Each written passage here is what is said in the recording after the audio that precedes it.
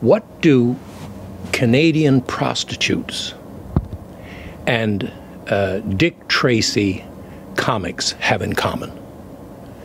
They're both illegal under the government's prostitution bill. Let me show you. Can I show you this? If you look at the government's prostitution bill, this is symptomatic. I see it in a piece of legislation coming along. You'll notice that in the prostitution bill here, C-36, crime comics are mentioned. Crime comics, and practically on each page of this legislation, crime comics are mentioned as being illegal. Now, where this came from, here's one of my big objections to the way legislation is crafted. This is government legislation.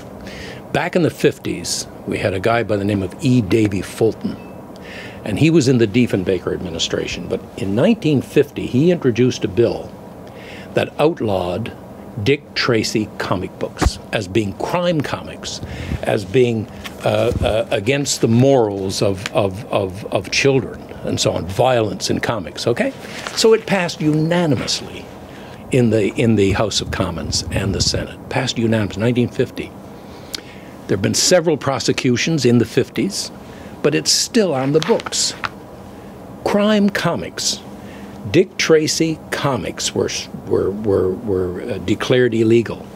When they devised the prostitution bill, they put the provisions of the prostitution bill to outlaw prostitution in the very section of the criminal code that deals with public morals, and reinforced in the process repeated crime comics in each one of these sections. There should be a vetting by the Department of Justice on government bills and private members' bills so that they make sense to the Canadian public.